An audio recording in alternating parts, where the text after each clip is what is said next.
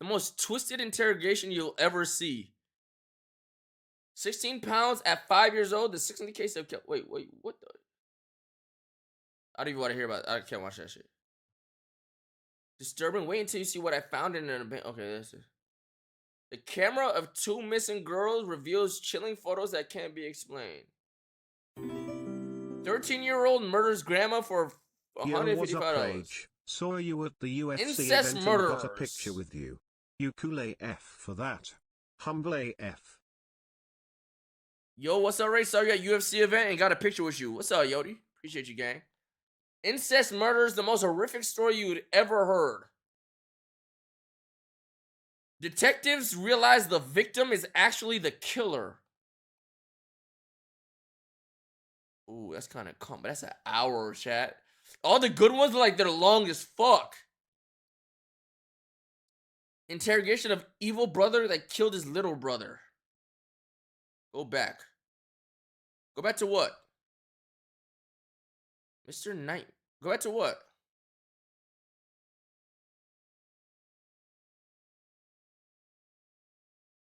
The most twisted. I kind of watch this twisted interrogation shit. That one was kind of calm.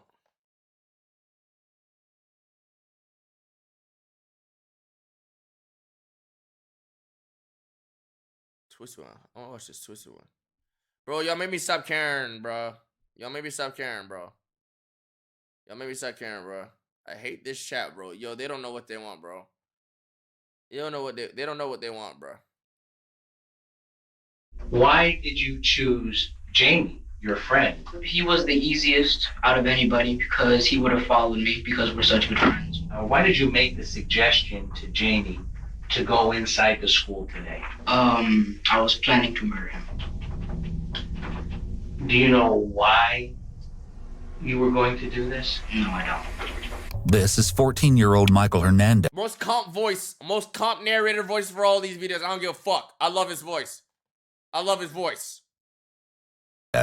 He's an honor roll student at Southwood Middle School, the well-behaved son of a business owner and an occupational therapist, and as of right now, he's the prime suspect in the cold-blooded murder of his close friend and schoolmate, 14-year-old Jaime Goff.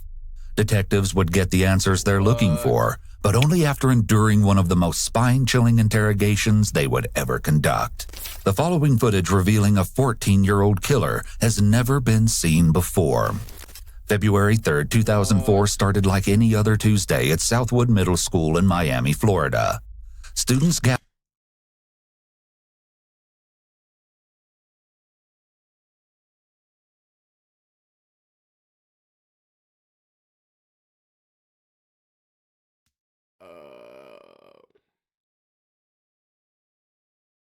All these videos we watch haven't been in Florida. We found one that's finally in Florida, and y'all are saying, of course.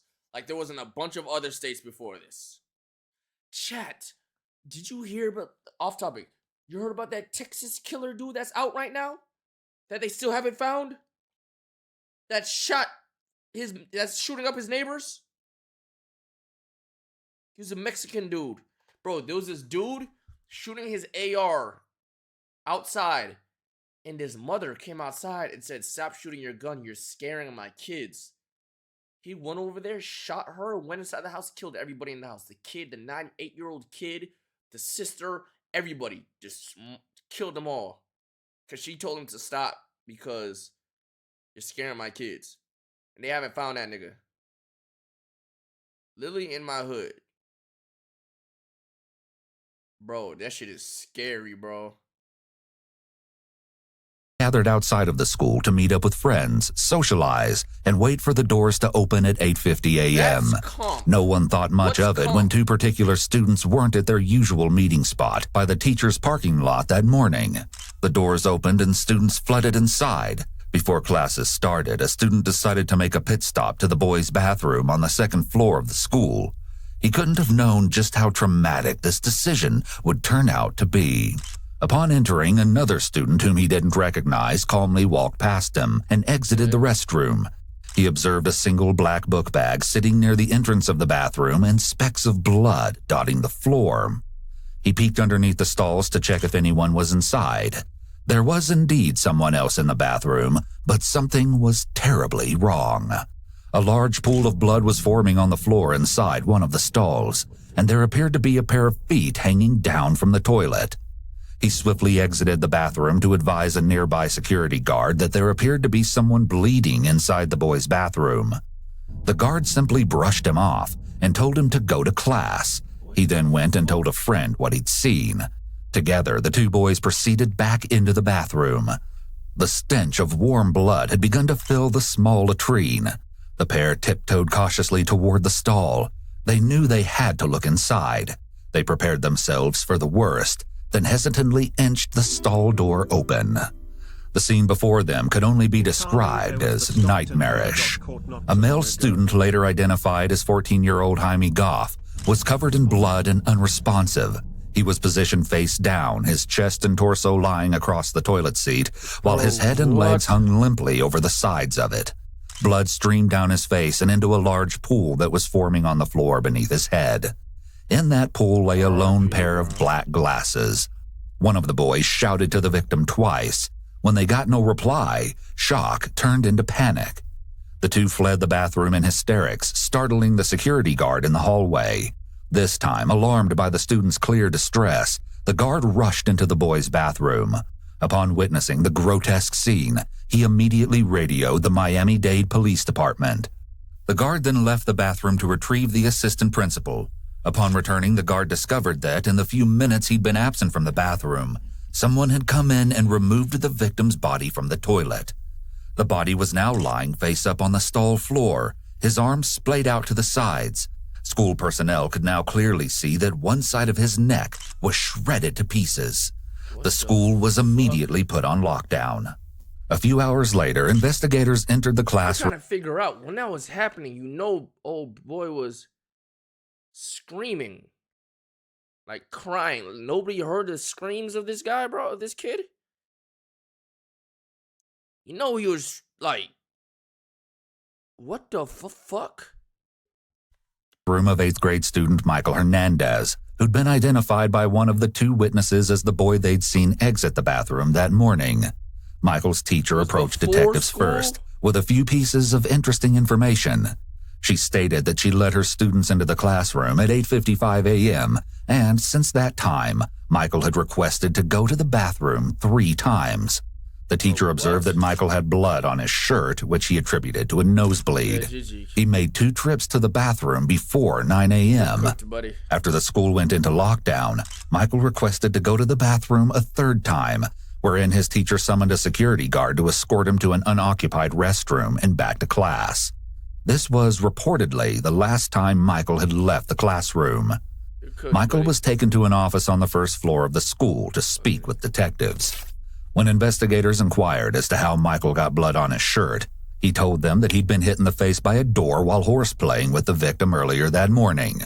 The detective examined Michael's face but found no open wounds that he could have bled from. Michael quickly changed his story. He claimed he'd gone back to the 2nd floor bathroom where he'd parted ways with Jaime earlier. When he entered the restroom, there was already another student inside that Michael wasn't familiar with. The student advised Michael that there was someone inside one of the stalls. That's when Michael got down close to the floor to look underneath. When he bent down, his shirt grazed the floor and got blood on it. However, he did in fact see his friend Jaime inside the stall. After that, he simply left the bathroom and went to class. After collecting Michael's statement, a consensual search of Michael's book bag was conducted. What they found inside told an even more shocking story than the one Michael had just spun. Inside the bag was a red jacket and 2 latex gloves, both with traces of blood on them. The detective asked Michael to accompany him to the station, to which Michael agreed.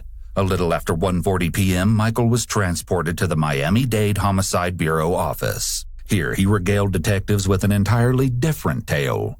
The version you're about to see is more twisted and disturbing than anything detectives had heard so far. The following never-before-seen footage has been analyzed by a qualified team, including a licensed professional counselor, a licensed attorney and former prosecutor, and a licensed clinical psychologist. I couldn't tell you. Ready? Yeah. Please raise your right hand. I'm going to swear you in. All right. You swear the testimony you're about to give will be the truth, the whole truth, nothing but the truth, the whole truth? Yes, I do. Though he is a minor at 14 years old, Michael is being questioned alone and without his parents, because in Florida, the law allows minors to be interviewed without parental consent or their presence in the interrogation. However, parents can request a lawyer or stop the questioning on behalf of a minor at any time. These laws can vary by state, as some states do require parental consent. Mike, just do me a favor. When you talk clearly so that Ms. Renee can understand you. Okay? For the record, could you please state your name? Michael Hernandez. Mike, what's your birthday? February 2nd, 1990. Happy birthday. This story hits so close. So you just turned 14. To friends like Very this, good. except he And was what grade are by you his in? close I'm in friend. the 8th grade. Michael is being very cooperative and well-mannered during the preliminary questioning. He articulates well and answers the detective's questions clearly. His posture mimics that of an attentive student. He's sitting up straight, his hands folded in front of him, and his eyes keenly fixed on the detective. His body language conveys respect and a willingness to be compliant. However, we'll soon see that his motives are actually much darker. What school do you go to? Southwood Middle School. And are you in any special classes or anything? Any honors classes? I'm in gifted. Gifted. All my classes are gifted except for my electives. Very good. You can read and write the English language, correct? Yes, I can. And what are your grades in school, Mike? A's and B's. Michael appears proud to talk about his exceptional performance in school. Being a gifted student seems to be a big part of Michael's identity. Do you know an individual by the name of Jaime or Jamie Goff? Yes, I do. The J in Jaime here is pronounced with an H sound, like it would be pronounced in Spanish. But Michael and the detective pronounce Jaime with the J sound. At the mention of the victim's name, Michael's cool demeanor slips very subtly. For the first time, he seems to hesitate before answering the question. I Pete. Yes, I do. Yes, I do. I Pete. His hands make a slight movement, peep, chat. as if he's trying to talk with them, but doesn't exactly know how. And how do you know Jamie? We've been friends since the 7th grade. And for the record, Jamie is the victim in this case. How old is Jamie? 14. And you're 14 also. Yes. How much older is he than you? I'd say about 4 months. Let's see. Okay. 4 months. Almost 4. It would take a few days. Okay. All right. Normally, detectives ask a suspect very open-ended questions like, 14's great. I "Tell don't me what you understand. did this day." But here, the detective is using a You lot think of it is, Chad, leading just like- questions, which may be due to The Michael's psychopath, like very their young brain is age. just fucked up. And what time did you get to school? 8:25, or a little after, between 9 and 8:30. And when you arrived at school, where did you go to? I went to the fence on the outside of the parking lot, north of the parking lot. And why is that? That's just where me and some other people would just hang out. Okay. And this would be before class? Yes. Yep, before class, chat. That's tough. And who were the people that you would hang out with in the morning? Most of the time it'd be with Jamie Goff, Andre Martin, and myself. And sometimes there were some other people, but they didn't hang out with us. They just were there. Okay. Today, Yes. who did you meet at the fence? I met Jamie Goff. And how did Jamie seem this morning? He seemed like he normal haul, like he does every morning. Did Cut to the chase. What'd you do to him? you make any suggestions to Jamie that you and him go into the school early this morning? Yes, I did. And about what time was that you suggested that both of you go inside? A little after 8:30, maybe like 8:31 or 35, between those times. What time does school open and are students allowed inside the school? 8:50. Did Jamie agree to your suggestion to go inside when you made that to him? We had to make a deal first because he didn't want to get in trouble because we've gotten in trouble on previous times when we've attempted to go up there. And why do you get in trouble for attempting to go inside the school? Because it's too early and we shouldn't be walking around upstairs. And I see. Okay, which one? Why did you make the suggestion to Jamie to go inside the school today? I was planning to murder him. Michael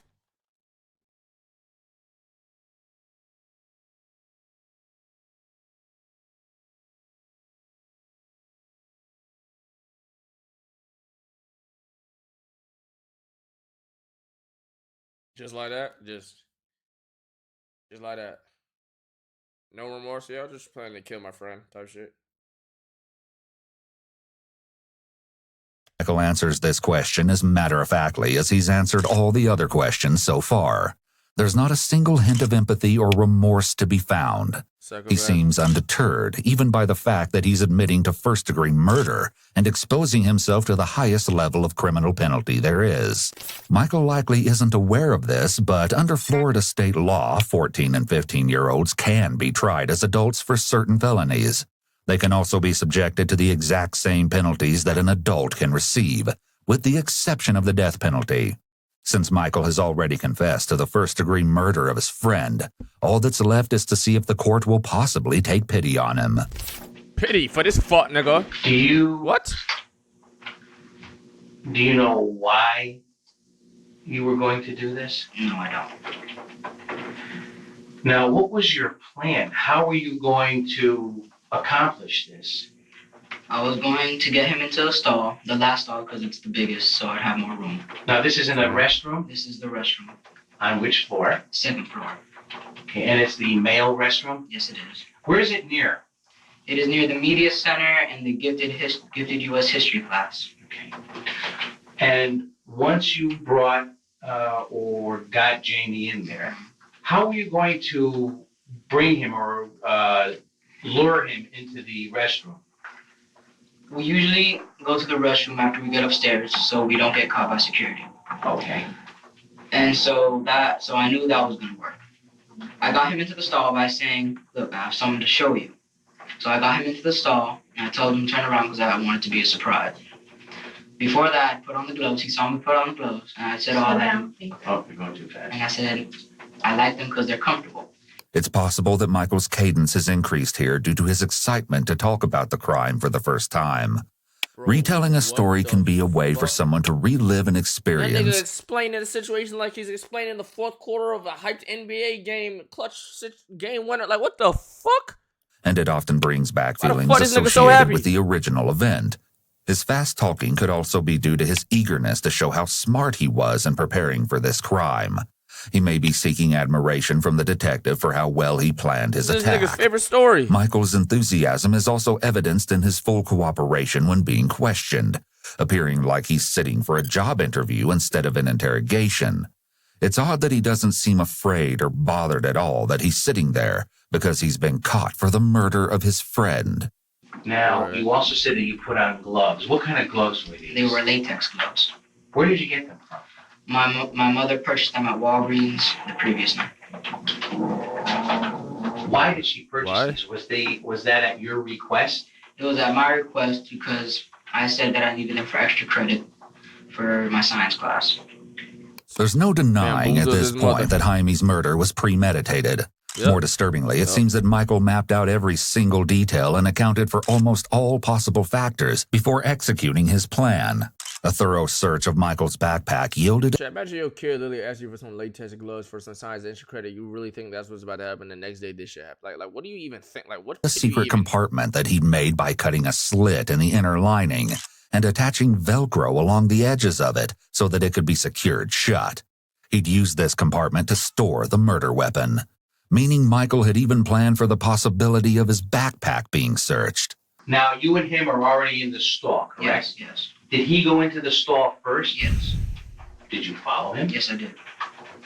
Did you close the stall door? Yes, I did. Now, what transpired next? Okay. I was talking to him and I told him, all right, now I have to put my hand over your mouth. Okay. And so I did, and I lifted his neck up. Now, was he facing you or was he away from He you? was away from me. Did you put your hand over his mouth? Yes, I did. And which hand did you use to put over his mouth? My left hand. Once you did that, what happened next? God. I had already got before I put my hand over his mouth. I already put my knife out, so the blade was already out. Oh my God. Now, where had you kept this blade? I had kept it in my jacket pocket. Oh, And what color jacket did you have on today? I had a red jacket. Now, is this the same clothing that you're wearing? Yes. The detective is asking Michael a lot of control questions, meaning questions he already knows the answer to in order to see if Michael is being truthful with him. He's also asking him questions to see if they corroborate with the evidence they have already of ascertained. course. And what did you do next? I took the knife out and I proceeded to slit his throat. Now, Christ, do you remember in which direction you slit his throat? Left to right. Michael is able to recall the details of the murder extremely well, even noting the direction in which he slit his friend's throat. This is significant because it indicates that Michael Bro, Dad, didn't these are middle schoolers, gang. This is fucking sick. dissociate at all during the act. Some offenders black out while committing a particularly heinous crime due to the extreme stress of the situation. Michael, however, was keenly aware of exactly what he was doing, from beginning to end. This idea is especially haunting when you learn exactly what Michael did to his young schoolmate. An autopsy of the victim's body concluded that, in addition to his throat being slit, Jaime had been stabbed in the neck over 40 times. Bro, look at this. Bro, look at this little boy, bro.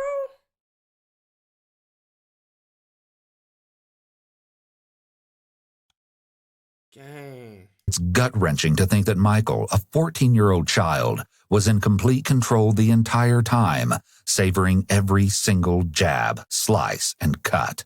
Did Jamie say or do anything? Did he put up a struggle? Yes, he did. He turned around after I did that. He asked me not to kill him. So I told him, okay, I'm not going to if you cooperate, Okay. which was a lie. Right. And so I realized that the stall door was open, so I locked it. Yes. And then I turned him around again and proceeded to stab him. And where did you stab him, Mike? I'm not positively Yeah. sure, but I'm guessing around the jugular vein right around here. Okay. This nigga know the vein. Okay, this nigga is a freak. He just. That's what I was aiming for. Did you stab him anywhere else? What movie on did his- this nigga watch talking about some jugular vein? What show is like? Where he get? Like, what he talking about? His body? Just basically the back of the neck, all through the neck. Okay. And once in the temple, and I think I sliced it here. And that would be on the left side of his face? Dexter. This nigga watched Dexter, bro. Yes, the other side of the face. Michael is speaking very matter-of-fact and openly. He's likely excited to show the detective how clever he was. This may have overshadowed any thoughts of self-preservation, as he readily Why? admitted to killing Jaime. He may be Why? either unaware of or unconcerned about the legal consequences for his actions. In addition, his young age may have played a role in his readiness to confess. The prefrontal cortex does not fully develop until around the age of 25. Fuck that Michael may still be feeling amped up and powerful after the murder, and is acting on that emotion, which may make him want to brag about what he did, rather than consider the fallout for his confession. Now, after you did that, what happened? I left. I took my gloves off and I flushed them down the toilet. Okay. Okay. I left and I went to go clean myself off. People were coming in. And so I left that bathroom and went to the other one downstairs. Okay, let me stop you here. After you stabbed him, did Jamie fall to the commode or to the toilet? No, he did not. He was already positioned where he was found. I put his head under there to stop him from gasping for air. Okay. So it would close it up and Oh, I see. Okay, stop now. making noise. I'm sorry? So he would stop making noise. Okay. Now, how did you know he was dead? I made sure by taking my knife, the point of my knife, and poking him in the face. All And I right. checked his eyes also. And they were motionless. Okay. Now, when he Yo, fell, bro, this kid, look, I don't even want to say what I want to say, bro. Like, this kid has no use to society, bro. He's a broken human being, whatever. He's broken, bro. He has no use, okay? certain beings just are broken. They're defected, bro. Getting like he done. Alright, you know what I'm saying? Just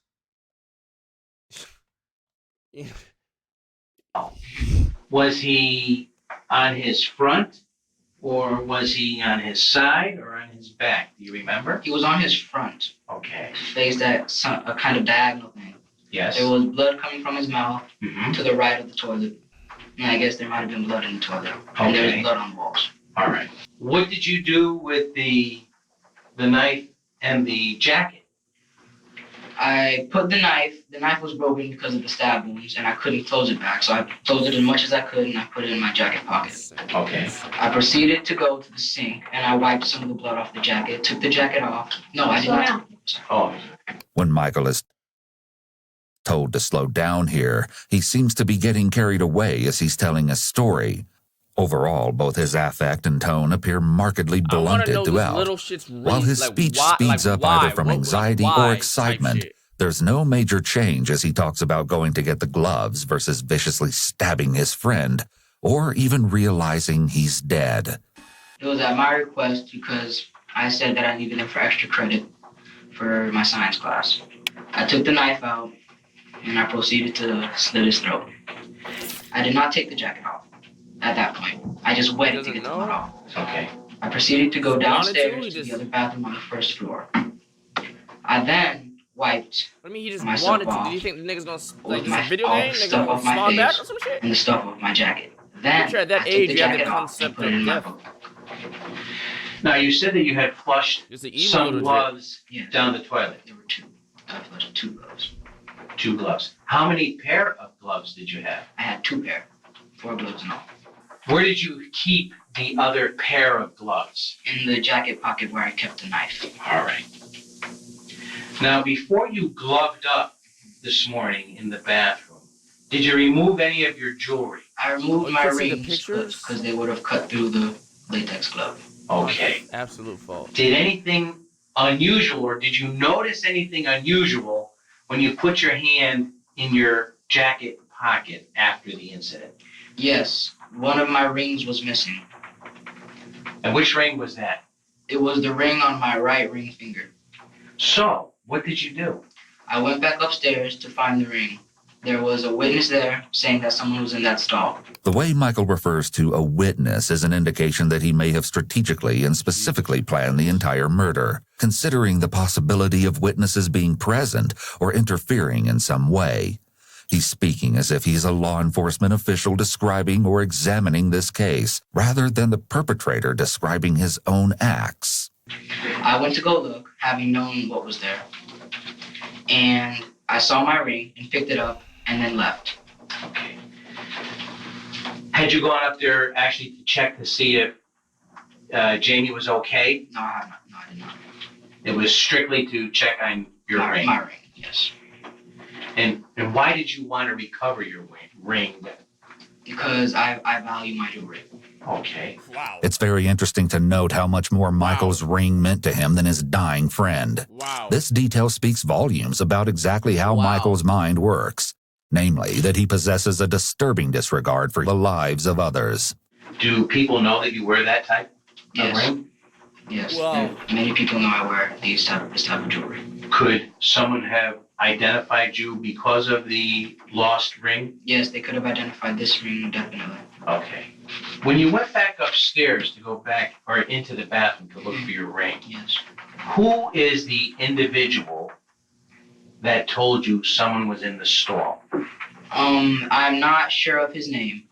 Had you planned to do this to Jamie? Yes, I did. How long have you had this plan? A little under a week. And is there any specific reason why you planned this? No, there's not. Perhaps the most spine-chilling detail of all, Michael likely killed his friend purely for personal satisfaction. Michael, who had just celebrated his 14th birthday the previous day, had absolutely no reason to commit murder that morning. He simply decided that he wanted to. A situation such as this can reasonably be explained by a bout of severe psychosis. However, he doesn't present as a person who has psychosis based on his behavior during the interrogation. Michael seems to be thinking clearly and logically. There are no indications that he is responding to internal stimuli, such as voices in his head or unseen figures. There's no evidence of paranoia or delusions. Therefore, there is no evidence of a thought disorder. Michael's heightened intelligence and composure, as well as his blatant lack of remorse, are reminiscent of someone with antisocial personality disorder. However, an ASPD diagnosis cannot be given to anyone under 18. We cannot conclude that Michael has ASPD or psychopathy, the term often used to describe the most severe type of antisocial personality, not only because we don't have enough information about Michael's symptoms and history, but also because Michael is only 14 years old and too young to be given such a diagnosis.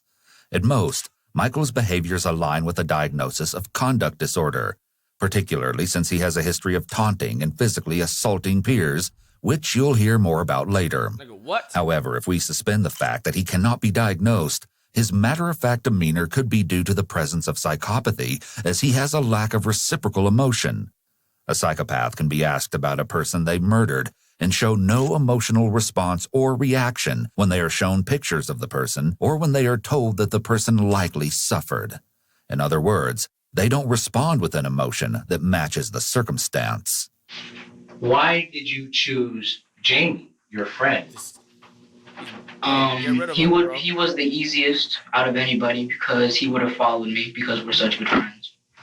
And I knew he would have followed me in there and done what I would have said. That should be the reason why not to, because y'all are such good friends. But that made him even more want to do it, because the nigga just has no emotion, bro. He just, bro, like, that's crazy. A nigga could take you out of this planet just because they want, just because, just felt like it. Gone out of history, race never to come back, just because, I don't know. Why not? Type shit. Because they're born with the lack of whatever the fuck. That's not, bro. This nigga's, bro. Okay. Now, I asked you about it's defective, an individual named Andre Martin. Yes. Do you know Andre? Yes, I do. How old is Andre? He is 13. What grade is Andre in? He's in 8th grade. Is he a friend of yours? Yes, he is. Is he in any of your classes? No, he's not. How long have you known Andre? I have known him since about the 4th or 5th grade. Okay. And I know you told me earlier that usually you and Andre and Jamie hang out. Yes, at the north part of the parking lot. At the fence, correct.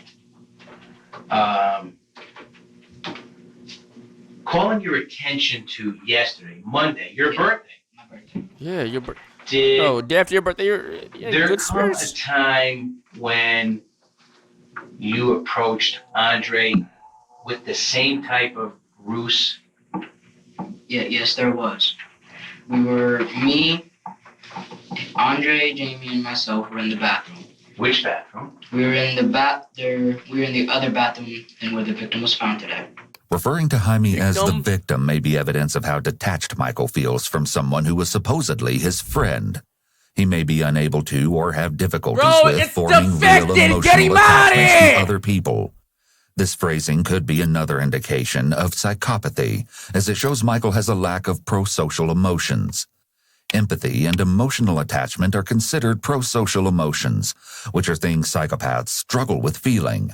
This is why they often present as emotionally detached, distant, and indifferent, because they're apathetic to society and to people and situations in general. The fact that psychopaths are emotionally detached helps them to stay calm in situations that would cause the average person to feel afraid or nervous, such as in an interrogation or the act of committing murder. What were your intentions yesterday? My intentions yesterday were to kill Andre. The same way that I killed Jamie today, except for the fact that I was going to stab him in the back and stab here, and that would have been it. Who is this you were going to do it to? I was going to do this to Andre. Michael seems almost enthusiastic about the opportunity to disclose every meticulously planned detail of how he was going to kill both of his friends. The animated way in which he illustrates his master plan to the detective indicates that he's relishing the opportunity to divulge his wicked scheme, and even enjoying the attention he's receiving. Whatever his motivation, Michael seems extremely invested in this experience of being involved in a real criminal proceeding. These are several more signs of possible antisocial personality disorder. From a legal perspective, his intention to cruelly execute multiple people could be used as evidence that Michael is essentially a serial killer in the making. The prosecution could argue that a life sentence is necessary in order to protect potential victims of a future serial killer. Don't even waste space, my boy. Don't even waste space inside there. Don't take up space. Just, you know what I'm saying? Don't even. Earlier, you told me that you had a belt and you were going to strangle someone. Yes, I was going to strangle him first, and then after he was dead, I was going to make sure by stabbing him. Okay, and this was Andre. This was Andre. Now, did you lure him into the bathroom yesterday? Into the bathroom, yes, not the stall. Okay. And how did you accomplish that? The bathroom? Yes. We were late to class. I told them both that we were going to be late to class. And so we snuck upstairs after the late bell had rung. We got to the bathroom, and I was trying to convince Andre to go into the stall. Okay. And how were you going to do that? I told him that I had something to show him. Okay. Yes. And what was his response to that? His response, he didn't want to do it, so he said no. He's like, why can't Jamie go first? What was he planning on doing? response then was that he was with 3 of them, right? So what was he planning to do when Jamie's like, yo, what the fuck are you doing, buddy? Like, he's in a 1v2? Go next. Okay. Now, did Jamie agree? Did Jamie say, I'll come in, I'll look? Yes, he did. Okay.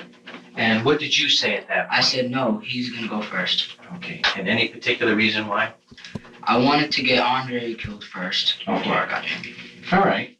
What's up, man? Now, when that did not happen yesterday, what did you end up telling Andre and Jamie?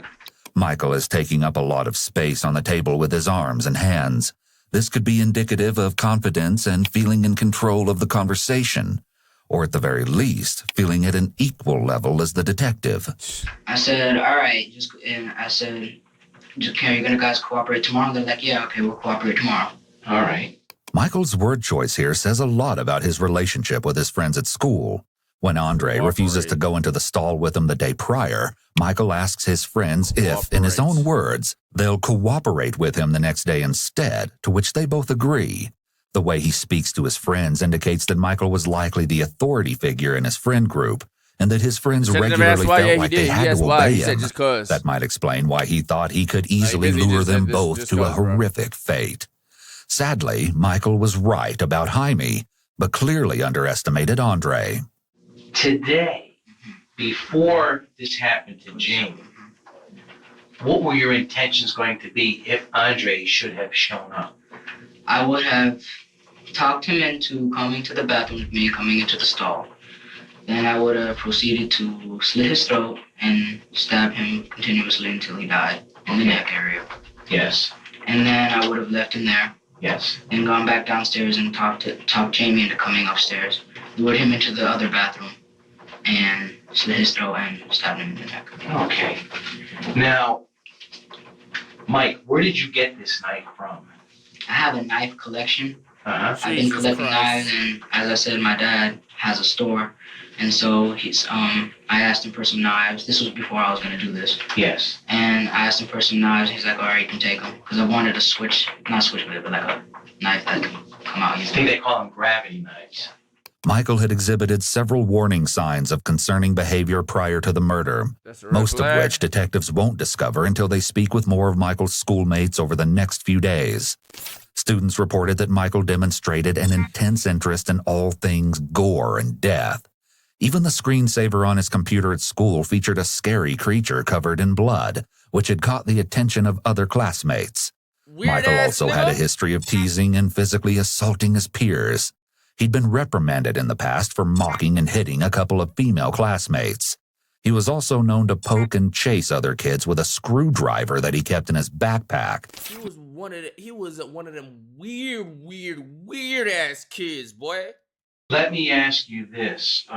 Is there any particular reason why you did this to Jamie? No, there's not.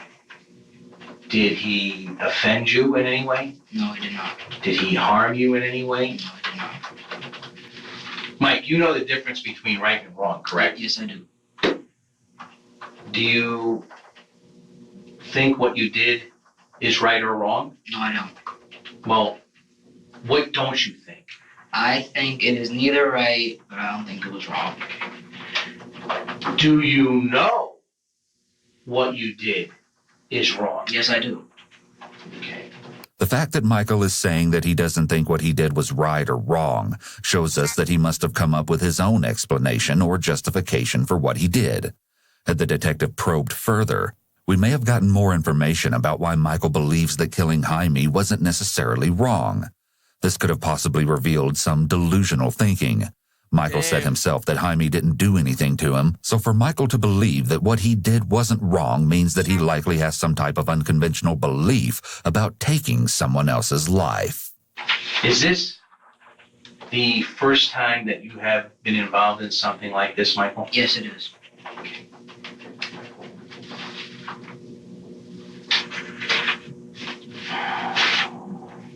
You know you never hugged your mother again after this, right? This happened today? No, I'm not. Jesus Christ.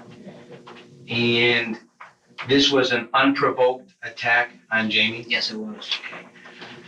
Sir, has everything you told me been true and correct to the best of your knowledge? Yes, it has. Have I forced you to give this statement, sir? No, you have not. Have I treated you gentlemanly? Mm-hmm. Yes, you have. Thank you, sir. I have no further questions. Okay. Book him. Following his interrogation, Michael was transported to the Juvenile Assessment Center.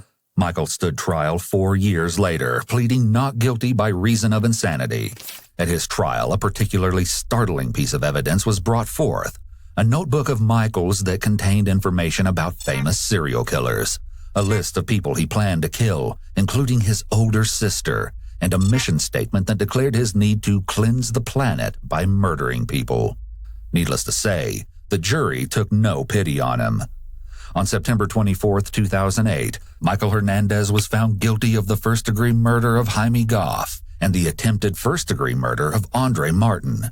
He was sentenced to life in prison without the possibility of parole, plus 30 years for the attempted murder charge. 8 years later,